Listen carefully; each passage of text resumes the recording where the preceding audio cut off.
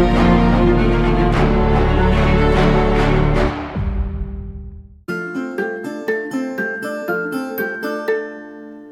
guys, it's Brooke here from the Vintage Gardener. Welcome back to my channel. So today I'm outside and I'm showing you my yellow tree peony.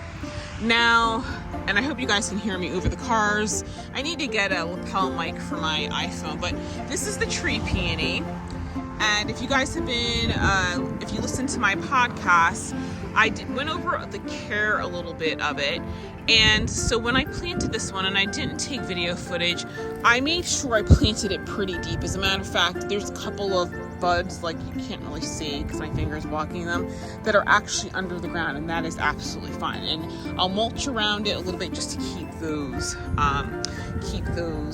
that kind of deep. The thing with any tree peony is that right now this part, the stem and stuff is all green. That's going to become woody. So by the end of the year, that's going to have turned to wood, and all the new growth is going to look that green. But by the end of the season, it's going to be woody. Now, you definitely want to make sure with the tree peonies that you bury them deep enough, the grafting unit deep enough. As a matter of fact, if you end up covering some of the bottom sprouts, like this one right here that I am,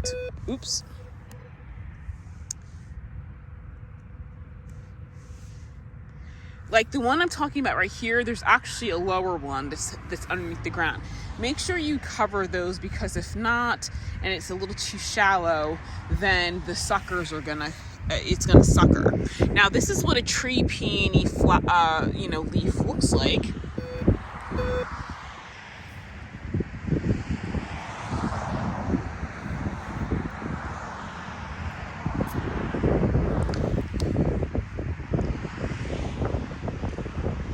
Okay, so as you can see, this is what a tree peony leaf looks like. Pretty much all of them look like that. And this is what a lot of the herbaceous peony leaves look like. And the reason I bring this up is because if the tree peony suckers, what you're going to see is basically a different leaf shape. You're going to know it's a sucker because you're going to see a peony leaf shape, a herbaceous peony leaf shape, and then the tree. So it's going to look like two different sets of leaves.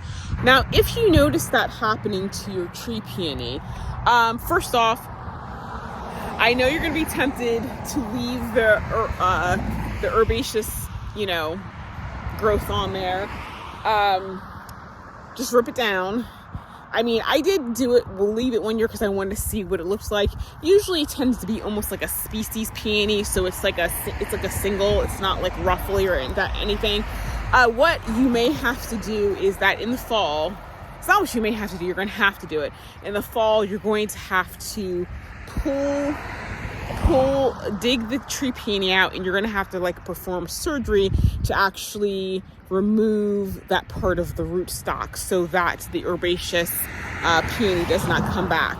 The herbaceous peony is going to take over the tree peony. It just will. So once you start seeing those suckers that fall, dig it up, remove that part of it, and then when you plant it, make sure you plant it a lot more deeply than what it was before, to prevent that from coming back. I mean, you're probably going to damage the tree peony a little bit. It's probably not going to bloom that next year. But at the end of the day, if you don't do it, you're going to lose it completely. So that's it. So anyway, if you guys aren't sure what I'm talking about, go back and listen to my podcast on the tree peonies, so you understand how to take care of them. They are slow growing. It usually takes about 10 years for them to get to their full height. You can dig them up and you can transplant them. I have done that. Just make sure that you wait until the fall to do it, and so you're not killing it. But I am very excited about that one blooming. It's just a generic yellow tree peony. I don't think it's usually with tree peonies, the yellow ones tend to be what's referred to as a lutea. I don't know if that's a lutea. I'll have to see when it opens, but it could be a lutea. So I'm really excited about that. And so if you have not given a tree peony a try, definitely look into it. I think you're going to like it a lot. So anyway, guys, it's a short video today. Thank you so much for watching, and I'll see you in the next video.